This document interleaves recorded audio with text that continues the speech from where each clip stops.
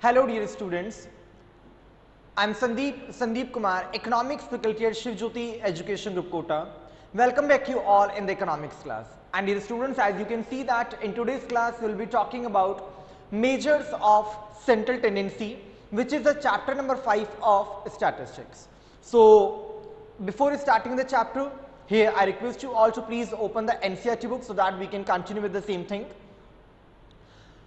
Here the very first thing is that measures of central tendency.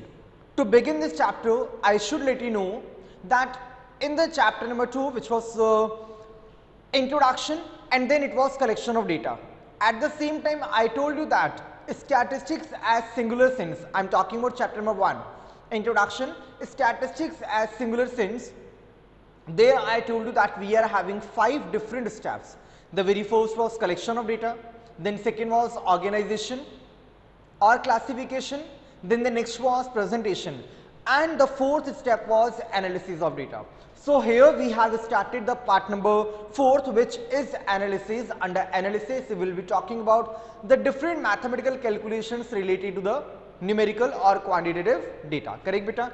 So here we are continuing with the same central tendency, and under this chapter we will be talking about 3 different parts: mean, median and mode. Fine. So here let's begin with the same thing. Take your pen and pencil with you and start underlining the same thing. So dear students, kindly underline here measures of central tendency, which is a numerical method to explain the data in brief. As I have told you that here we are proceeding towards this chapter number 4, which is analysis of data. और analysis के अंदर मैंने आपको बताया था बेटा एक ऐसा स्टेप जहां पे कि हम न्यूमेरिकल डेटा पे कुछ मैथमेटिकल कैलकुलेशंस इंप्लीमेंट करेंगे, और वही चीज यहां पे that measure of central tendency which is a numerical method fine to explain the data in brief, जहां पे हमारे पास कलेक्टेड डेटा बहुत ज्यादा होता है, क्वांटिटी बल्क में होता है, रॉ फॉर्म में होता है, कॉम्प्लेक्सिव होता है. फर्दर हमने उसको क्लासीफाई कर दिया, क्लासिफिकेशन हो गया. क्लासिफिकेशन के बाद उसको हम डिफरेंट मेथड से प्रेजेंट किया, may be in the textual presentation, tabular presentation, diagrammatic presentation, graphical and time series graph. These all we have done. अब जो चांस आता है बेटा वो क्या है, इसी तरह के डेटा को हम एनालाइज करेंगे कि फर्दर हम इसको इन ब्रीफ कैसे रिप्रेजेंट कर सकते हैं. सपोज अगर मैं एक बात करता हूं आपसे एवरेज के बारे में, कि किसी भी न्यूमेरिकल फैक्टर का कोई एवरेज क्या हो सकता है, एक मीन क्या हो सकता है उसका, तो उसके लिए मुझे क्या करना पड़ेगा, जितना भी टोटल डेटा अवेलेबल है उसको पहले कैलकुलेट करके देन उसके डिविजन्स के अकॉर्डिंग मैं उसका एक मीन नंबर निकाल सकता हूं, एक एवरेज नंबर निकाल सकता हूं, जिसकी कैलकुलेशन हम आगे सीखेंगे, इसी के बारे में बात करेंगे अभी. तो मैंने क्या किया, जितना भी डेटा था उस डेटा को कलेक्ट करके देन उसके लिए एक पर्टिकुलर फिगर फाइंड आउट किया, और वही फिगर क्या होगा, इन ब्रीफ, जो कि complete numerical factor, complete numerical data है, उसको इन ब्रीफ मैंने यहां पे एक्सप्रेस किया है. तो यही होता है बेटा central tendency. Got it. Next आता है इसके बाद में हमारे पास here this you can see कि हम यहां पे डिस्कशन करेंगे related to 3 different things. The one is arithmetic mean, then the next is median and the last is mode. ये 3 चीजें बेटा हमको यहां पे डिस्कस करनी है. इसमें सबसे पहले मैं आपके लिए स्टार्ट करूंगा अरिथमेटिक मीन. क्या होता है मीन? बेसिकली देखा जाए तो ये टॉपिक बेटा आपके लिए नया नहीं है. रीजन क्या है, same things you have discussed up to class 10th in mathematics. आपने मैथ्स में चीजें पढ़ी है कि मीन क्या होता है, एवरेज कैसे कैलकुलेट किया जाता है, जितने भी ऑब्जर्वेशन उन सबका समेशन किया जाएगा, देन नंबर ऑफ ऑब्जर्वेशन का डिवीजन कर दिया जाता है, और उससे हमारे पास एक आइडल फिगर फाइंड आउट होता है, वही होता है मीन. तो उसी से रिलेटेड जो बेटा हमारी कैलकुलेशन स्टार्ट होगी यहां पे, this you can see here, underline करेंगे बेटा यहां पे भी आप इस चीज को.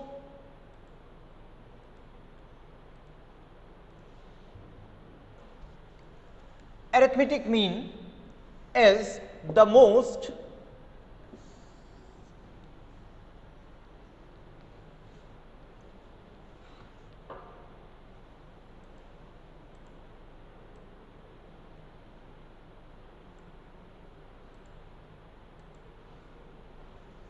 here you can see Arithmetic mean is the most commonly used measure of central tendency.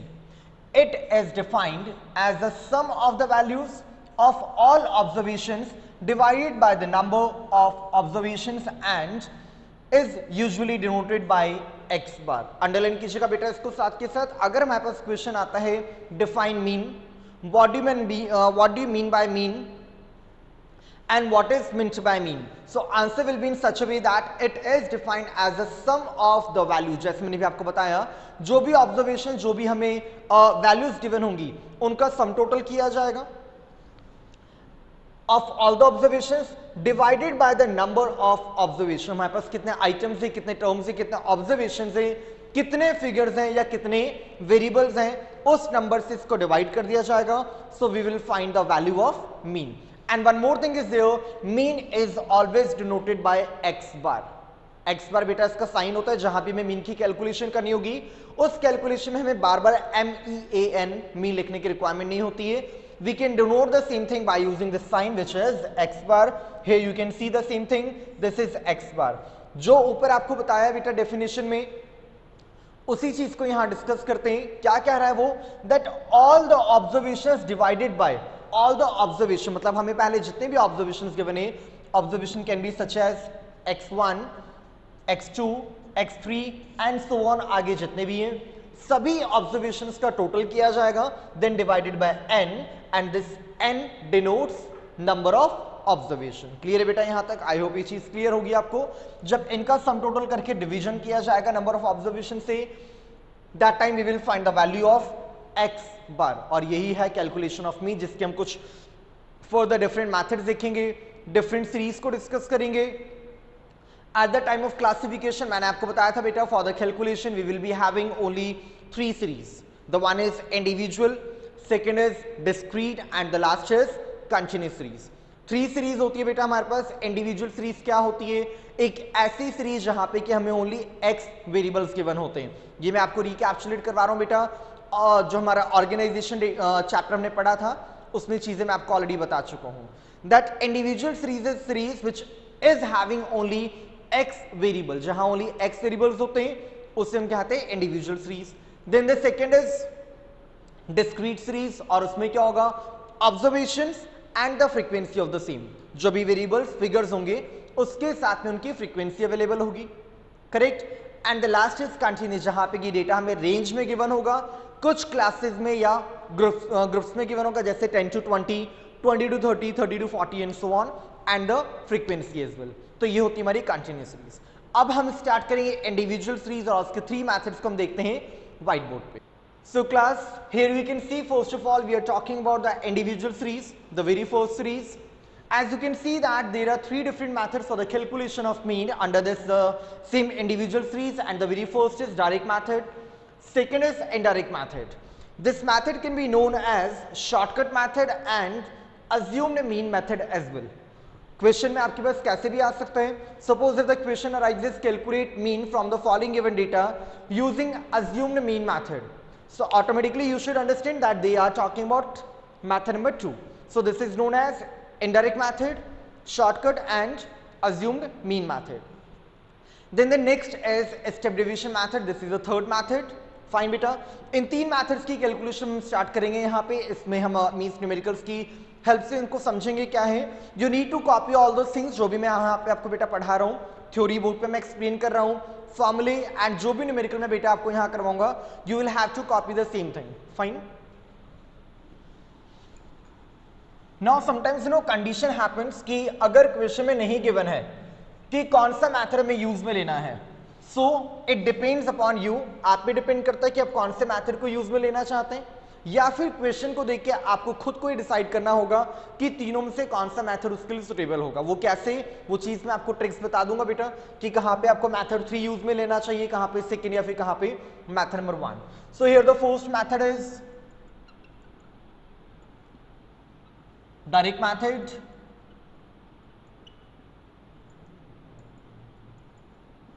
Formula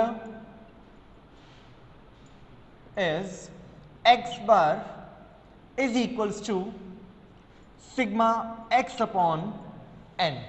अब इसी चीज का डिस्क्रिप्शन में बेटा आपको दे देता हूं यहां पे. X bar stands for mean, जैसे कि भी मैंने बेटा आपको थ्योरी बुक में बताया था कि एक्स बार क्या है, मीन का साइन होता है। Sigma x stands for what is this, जो भी हमें एक्स वेरिएबल्स गिवन होंगे बेटा उनका sum total. So this sigma x is equals to sum total of variables, you can call this as variables, items, terms, whatever you can say, or observations as well, and this n is equals to number of variables. Fine बेटा, तो ये हमारे फॉर्मूले का description है। यहाँ पे x पर stands for mean, sigma x जो भी x वेरिएबल्स गिवन होंगे उनका सम टोटल करना होगा, and this n is equals to number of terms. Clear है बेटा, तो ये हमारा फॉर्मूला हो गया, इसको आप कॉपी कर लीजिए। फिर अब हम चलते हैं इसके न्यूमेरिकल पे।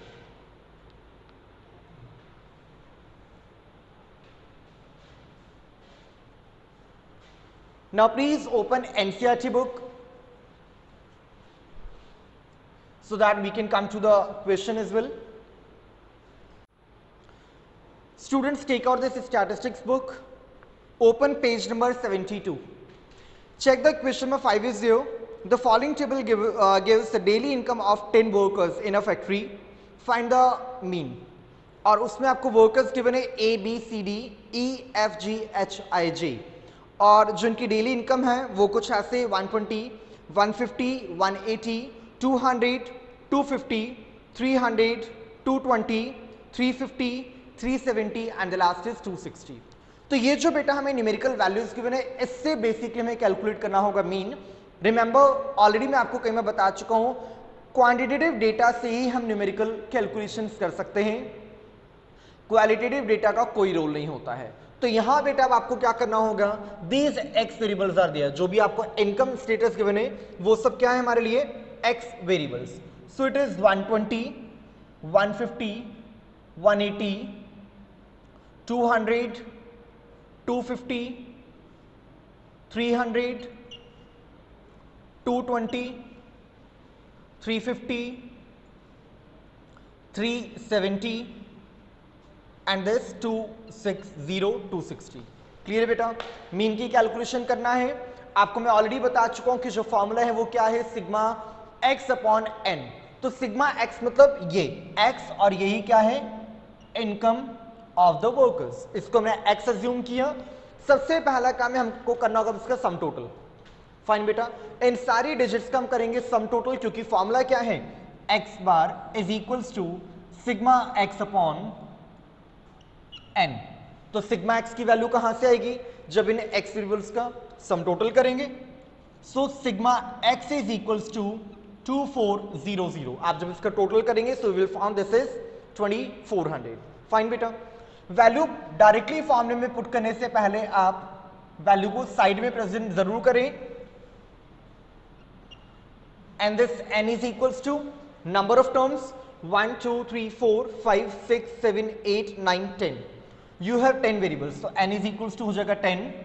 वैल्यू पुट करेंगे 2400 divided by 10, cancel, is equals to 240 rupees is the average income of the workers in the same place. Got it बेटा? I repeat the same thing, individual series method number 1, which is direct method. What we have to do, put all the values here, only x variables are there, individual series में सिर्फ x values होती हैं। Sum total किया हमने बेटा इनका सारी digits का, that is 2400। फॉर्मूला है x bar is equals to sigma x upon n। Values को प्रेजेंट करेंगे साइड में, देन पुट करेंगे फॉर्मूले में 2400 divided by number of terms which is 10, divide किया, 0 से 0 कैंसिल है, and the answer is 240 rupees, which is average income of the workers. Got it beta? So this was the very first method, which is direct method. Now let's proceed towards the second method, which is shortcut method. I again repeat the same thing beta.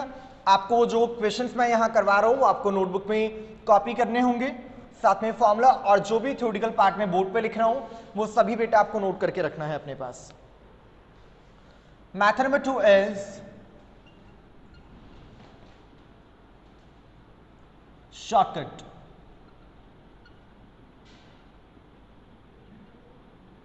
Or what you can say,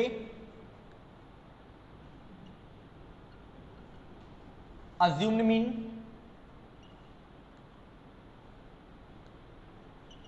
method, and you can say indirect method.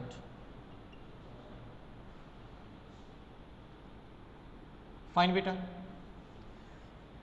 Next is formula.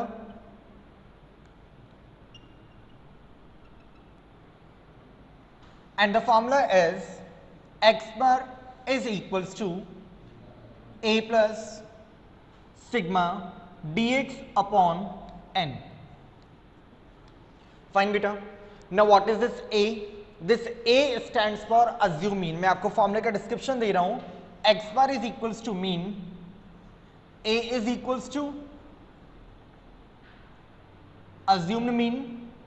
assume मतलब assume होगा बेटा जो x values होंगे उसमें से जो भी figure हमें सुटेबल लगेगा उसको हम एज assuming सिलेक्ट कर लेंगे.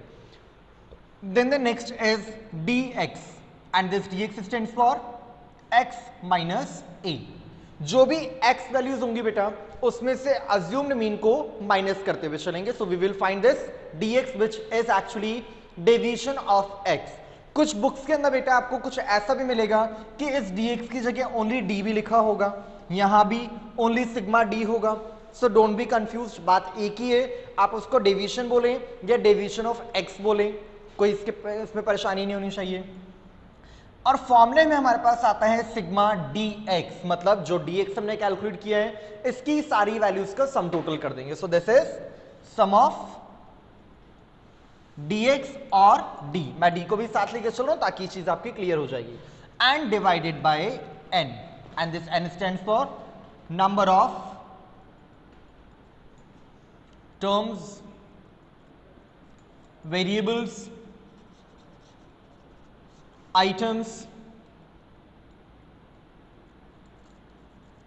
ऑब्जर्वेशंस. आपको जो सुटेबल लगता है आप उसको ये कंसीडर कर सकते हैं. So formula is x bar is equals to a plus sigma d x upon n. Now remember ये जो a है बेटा सेपरेट है और dx अपॉन n ये अपने आप में एक सेपरेट फ्रैक्शन है. गलती से भी इस डिवाइड को यहां तक मत लेके आ जाना, दैट यू विल कंसीडर कि a plus sigma d x upon n कर दिया जाएगा. नहीं बेटा, इनका जो फर्दर ट्रीटमेंट होगा वो भी फ्रैक्शन वाइज होगा, अकॉर्डिंग टू द फ्रैक्शन ही किया जाएगा. फाइन बेटा. So I hope that you may have copied the same thing. चलते बेटा हम इसके एक न्यूमेरिकल प्रॉब्लम पे देखते हैं कि किस तरह से फॉर्मूले को इंप्लीमेंट किया जा सकता है. And here again I am repeating the same question.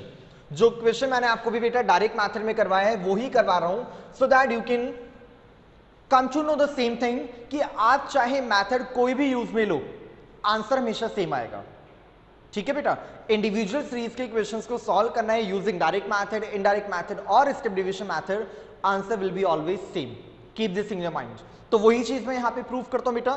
So again come to the book and open that the same page number 72 and question number 5. Same values को बेटा मैं यहां रिप्रेजेंट कर रहा हूं. Again that we have the income as I require the space here, so I am rubbing the name of the method as well. You need to keep the same thing in mind. Here we have daily income.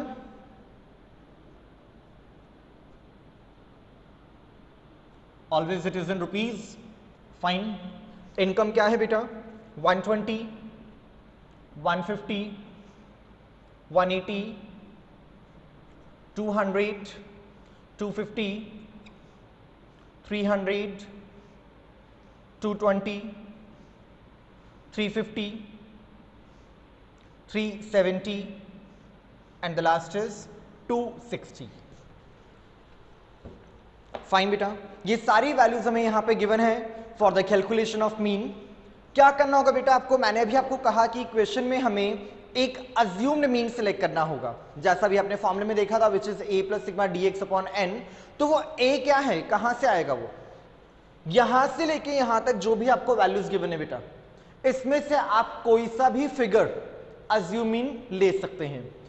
हो सकता है इसी तरह की calculations आप लोगों ने class 10th तक सीखी होंगी. ये मैथड डेफिनेटली मैथ्स के अंदर कवर होता है कहीं ना कहीं पे, और आपको बताया होगा ऐसे कि suppose 11 figures are there, leave 10 above and 10 below, sorry 5 above and 5 below, और जो मिडिल फिगर होगा that will be considered as assumed mean, तभी आंसर आएगा. जबकि ऐसा कुछ भी नहीं है बेटा. If you select 120 answer will be same. If you select 260, answer will be same. That means in simple words I can say, आपको यहां से लेके यहां तक बेटा जो भी फिगर सुटेबल है जिससे कि आपको लगता है कैलकुलेशन आप इजी गोइंग कर पाएंगे, that you can take as assumed mean. But yes, remember only one thing is there, आपका assumed mean जैसे जैसे वेरी करेगा उसके अकॉर्डिंग ही आपके सिग्मा dx का टोटल जो वैल्यू आएगी वो, या फिर जो dx की वैल्यूज है वो कहीं ना कहीं पे वेरी करेंगे ऑब्वियसली, क्योंकि वो कैसे वो मैं आपको बताता हूं. सो this is x for us. हमें अब क्या कैलकुलेट करना है बेटा, dx, और dx के लिए भी मैंने आपको फॉर्मूला लिखवाया था which is x minus A. Suppose मैंने यहां पे अपना अज्यूम्ड मीन ले लिया 200, इसको आप इसी तरह से बॉक्स में करेंगे और यहां रिप्रेजेंट करेंगे that this is a assumed mean. वैसे साइड में तो मैं भी आपको लिखवाऊंगा इसी, लेकिन यहां भी आपको इसको एक्सप्रेस करना होगा. सो दिस इज 200, गॉट इट. वहां लिखा है x माइनस ए. ये सारी वैल्यूज किसकी हैं, वेरिएबल्स किसकी हैं, x के. इन सभी में से आपको माइनस करना होगा 200 को. फाइन बेटा. 120 माइनस 200. अब बेटा डेफिनेटली यहां पे आने वाली वैल्यू माइनस में ही आएगी.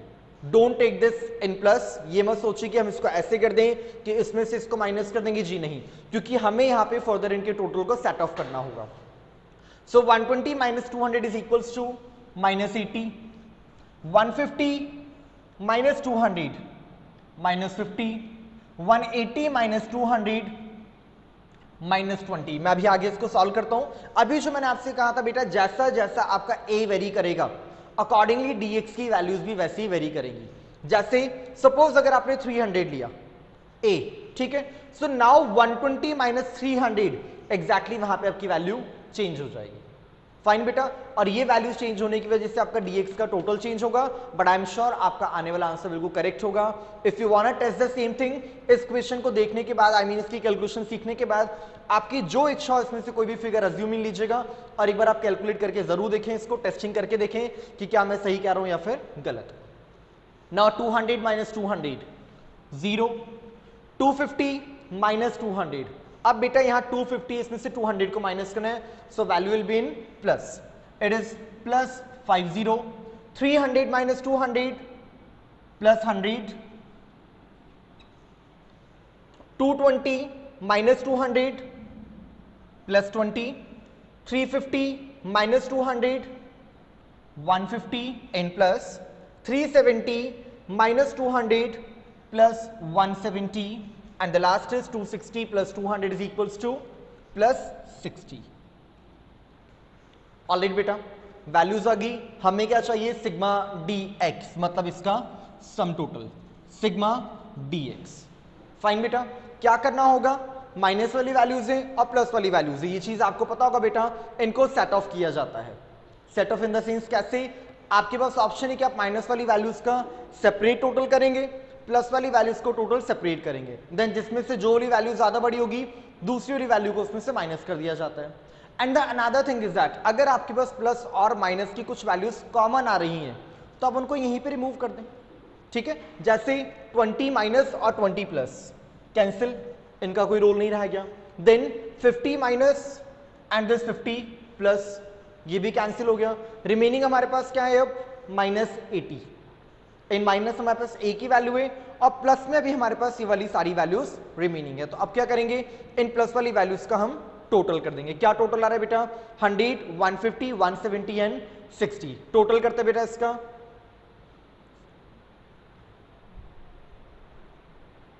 480. फाइन. प्लस में आ रहा है बेटा हमारे पास 480 और यहां माइनस में क्या आ रहा है, ओनली माइनस 80. सेट ऑफ कर देंगे. 480 प्लस की वैल्यू है, इसमें से माइनस करेंगे 180 को, रिमेनिंग कितना हो जाएगा 400 n प्लस. क्यों, क्योंकि प्लस वाली वैल्यू बड़ी है. मैथमेटिकल रूल्स आपको पता है बेटा. ठीक है, अब चलते हैं हम इसकी वैल्यू को फॉर्मूले में पुट करने के लिए. So the formula is x bar is equals to a plus sigma dx upon n. Values को साइड में प्रेजेंट करना ना भूले बेटा. अज्यूम मीन क्या है 200, सिग्मा dx कितना आया 400, and this n number of terms कितने हैं 1 2 3 4 5 6 7 8 9 10. Fine. 200 plus sigma dx 400 divided by 10. Option is here for the solution of the same. क्या कर सकते हैं बेटा आप, या तो इसका एलसीएम ले और एलसीएम लेके वो उसका डिवीजन मल्टीप्लिकेशन और फिर इसको सॉल्व करें. लेकिन मैं आपको बेटा एक ही बात सजेस्ट करूंगा हमेशा, वो क्या कि ये वाली जो फ्रैक्शन है ना, इसको ऑलवेज सेपरेट ही सॉल्व करें आप. सेपरेट इन द सेंस इसका कोई एलसीएम लेने की जरूरत नहीं है. 200 को एज इट इज रहने दे. दैट इज ओके कि यहाँ पे तो उसका कंप्लीट डिवीजन हो रहा है. मुझे भी पता है that 400 divided by 10 is equals to 40 will be there. अगर यहाँ पे कोई और भी वैल्यू होती, सपोज अगर यहाँ होता 380 या 385 होता, तो भी मैं आपको यही सजेस्ट करता दैट 385 डिवाइडेड बाय 10 करें, 38.5 आए और उसको ऐड करके आपका इजिली आंसर आ जाएगा. अदरवाइज वो आप जब एलसीएम वगैरह लेते हैं तो उससे आपकी प्रॉब्लम थोड़ी और डबल हो जाती है. सो 200 प्लस 40 आ गया यहाँ पे, ठीक है, इज इक्वल्स टू 240.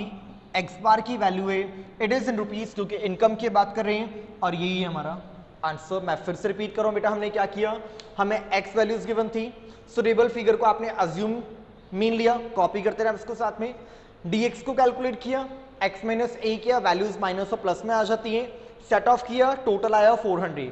फॉर्मूला है x bar is equals to a plus sigma d x upon n. Values को पुट किया, डिवीजन किया, समेशन, और हमारे पास एक्स बार का आंसर. सो हैंस प्रूफ कि हमने डायरेक्ट मेथड या फिर इनडायरेक्ट मेथड को यूज में लिया, आंसर हमारा सेम है, दैट इज 240. क्लियर. अब इसी न्यूमेरिकल को बेटा मैं भी आपको थर्ड मेथड से भी सॉल्व करके दिखाता हूं. Let's proceed with the method number 3 of individual series which is step division method.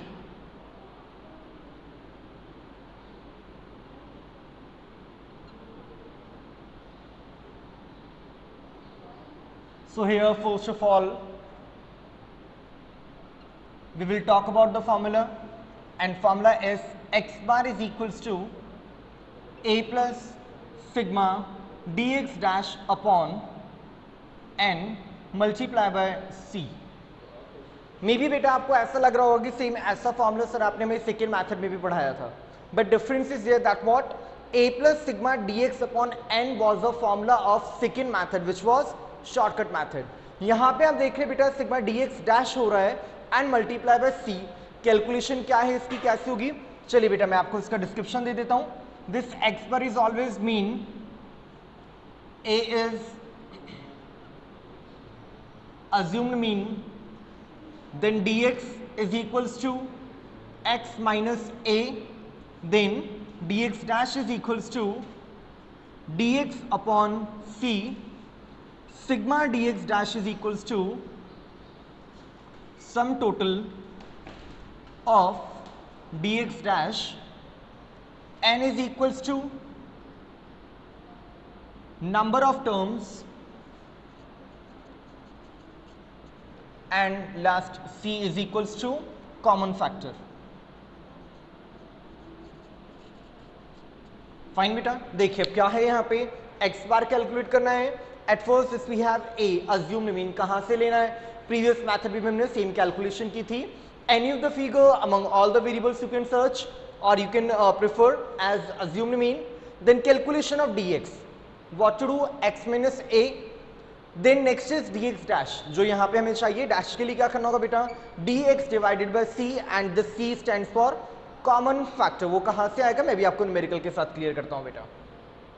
Here we need the value of sigma dx dash, और उसके लिए क्या करना होगा, dx dash की सारी वैल्यूज का सम टोटल करेंगे तो आ जाएगा sigma dx dash. क्लियर बेटा. नेक्स्ट आता है n. This always stands for number of terms, number of variables, number of items only in this individual series, and then multiply by c. Clear बेटा.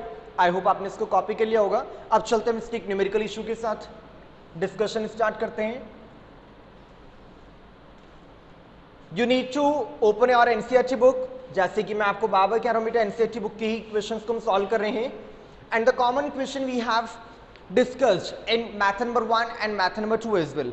और उसी question को बेटा मैं दोबारा आपको इसी मैथड से सॉल्व करवा रहा हूँ, सो that you can no the same thing कि तीनों मैथड्स में से आप कोई भी मैथड यूज करें, answer will be always same बेटा. क्लियर. तो आप देखिएगा page number 72, the same question number 5, जहां पे आपको कुछ वर्कर्स के इनकम गिवन है और उसमें से हमें एक एवरेज इनकम को कैलकुलेट करना होगा. ठीक है बेटा. So this is what we have, daily income,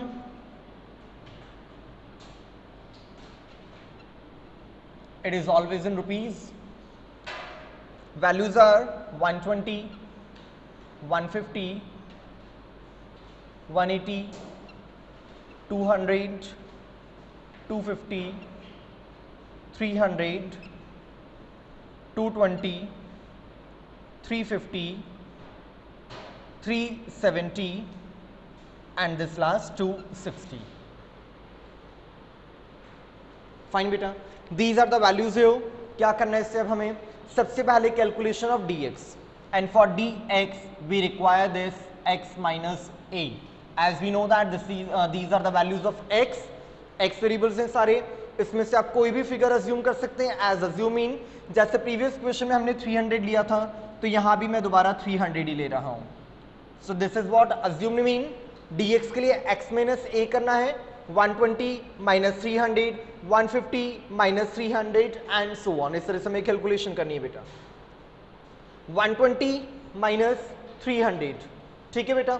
इसमें से माइनस करेंगे, the value can be n minus as well. Remember this thing बेटा, ठीक है. जो आने वाली वैल्यू है वो माइनस में आ सकती है, हम उसे इग्नोर नहीं करेंगे बिल्कुल भी. Got it?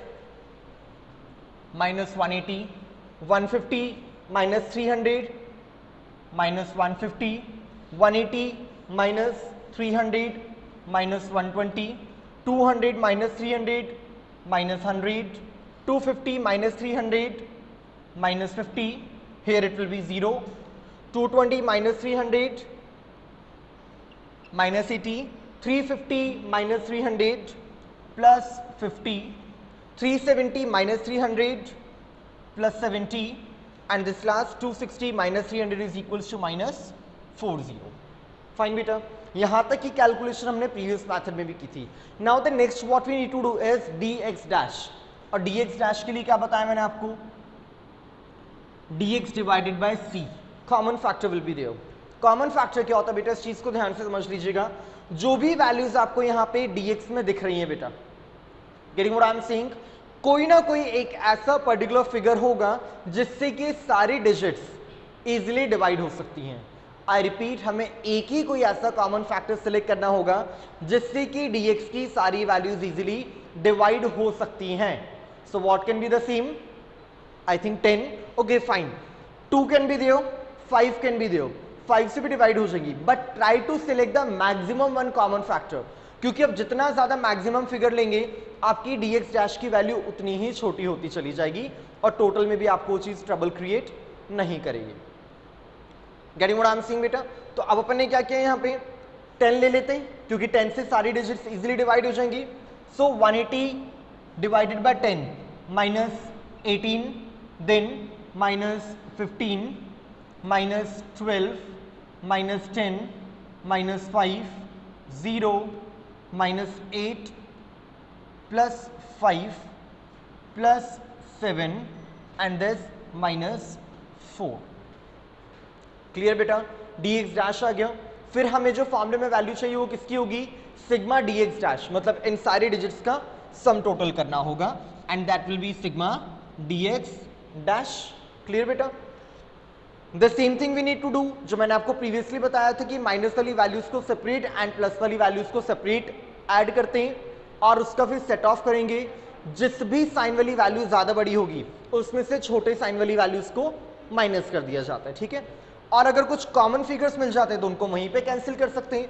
जैसे you can see this 5 and this 5, it is in minus and here it is in plus. तो इसका कैंसिलेशन हमने यहीं कर दिया. रिमेनिंग जो भी वैल्यूज है minus minus minus, this minus minus minus and this is in plus. तो प्लस वाली वैल्यू सिंगल रहेगी 7, बाकी जितनी भी वैल्यूज है सब किस में है? माइनस में है. इनका सम टोटल करेंगे, वैल्यू को यहाँ मेंशन करेंगे सेट ऑफ करने के बाद में. तो देखिए बेटा टोटल कितना आ रहा है, एक बार ट्राई करते हैं टोटल इसका. So here the sum total of minus values is minus 6, 7. Fine बेटा. माइनस 67 में से ये जो प्लस वाला एडजस्टमेंट है इसको करेंगे तो रिमेनिंग वैल्यू क्या रह जाएगी? 60 इन माइनस. ठीक है? माइनस वाली वैल्यूज को टोटल करने से आता है माइनस 67, यहां प्लस 7 है, एडजस्टमेंट करने से वैल्यू हो जाएगी माइनस 60. तो ये हमारा टोटल आ गया इसका. और अगर बात करें n के बारे में कि नंबर ऑफ टर्म्स कितने हैं.